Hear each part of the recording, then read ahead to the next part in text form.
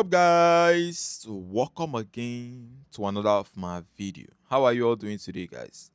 Good morning, good afternoon, and good evening, depending on the time you're going to be watching this video. More guys, no be small Nollywood drama they go across our faces like this. So right now, guys, Ned Nwoko have come out to actually narrate his own side of the story.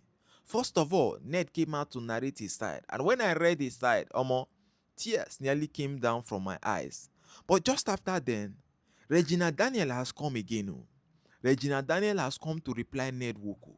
And to shock everybody, Regina Daniels say Ned Nwoko actually gets in sex tape.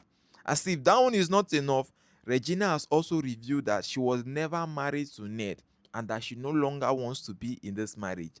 As at this point, this whole thing passed the Nollywood drama where most of us they watch. So what happened, guys, and how did we actually get here? You see, everything started from this post that Regina Daniels' husband Ned Nwoko actually made.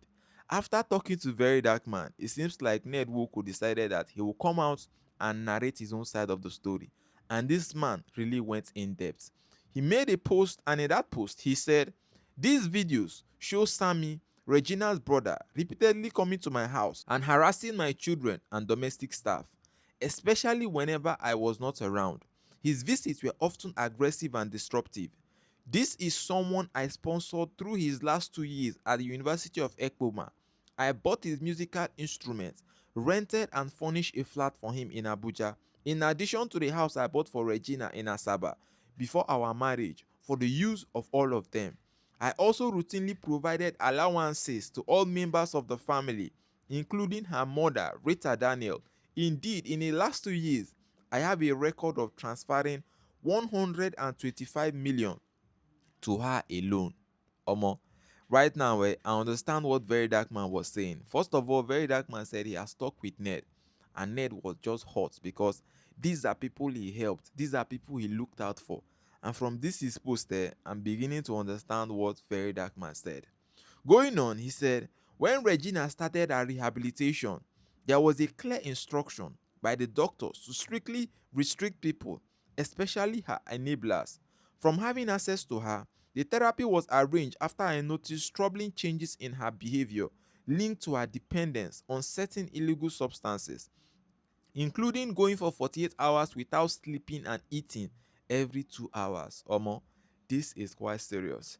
Unfortunately, Sammy, Destiny, some of their siblings, together with a few of their friends, notably Sonia Uche Montana, among others, constantly defy those instructions.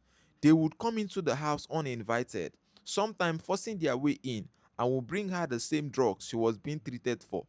Instead of helping her recover, they encouraged her addiction and completely frustrated the efforts of the doctors and the therapists working with her. This thing be dey pain Ned no be small o, but all this while he didn't want to talk. It is important to note that Lawrence, Sammy, his girlfriend NK, Destiny, Sonia, and others also took the same drugs as Regina. In fact, Lawrence and Sammy were the ones who first introduced and supplied these drugs to her. They were deeply involved in the habits themselves, and rather than helping her get better, they kept drawing her back into the same destructive lifestyle.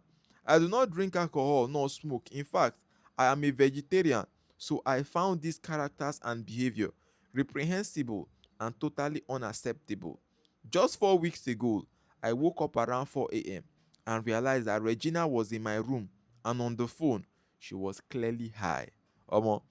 This is what Ned Nwoko actually came out to say. And then he shared this video where Regina Daniels' brother Sammy was actually at his building. Take a look at this, guys. I know they that one. Oh, boy, I know they that. I don't do what you want to do. Come up for here. Who is the person driving the car? I see MC, they explain, give the policeman, say no, she's not going anywhere. No, who is he? I said that she's going. Like this. You explain it to him. Who calls him? You are trying, don't worry, sorry. No, you are doing for your level. I know that's what you have to do for your level. Who calls him for she to explain where she want to go? For policeman. You are good. What be that? You are a very good boy. Don't worry. Guys, that was the moment that Sammy actually went to Ned Nwoko house and see the wahala wey in the cause. Just after that, guys, Regina Daniel now came out to narrate a side of the story we never hear before.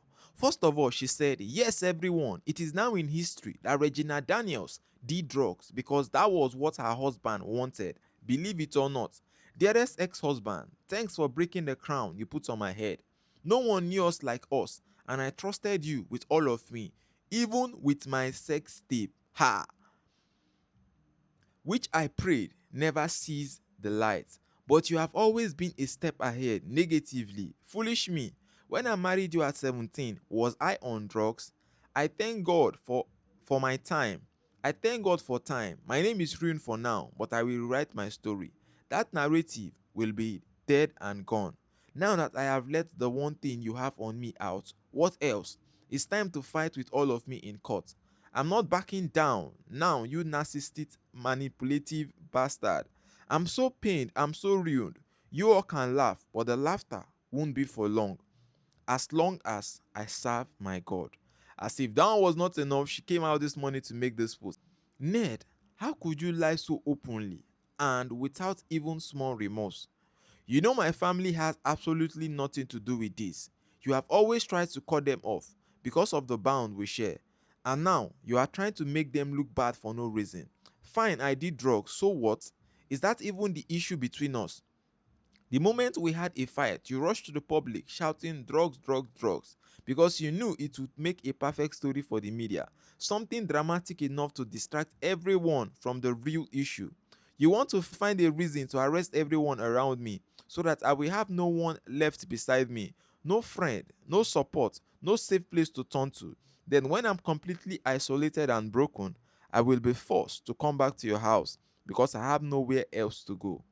That has always been your strategy. Break people down, make them weak and powerless, and then have your way with them. But guess what?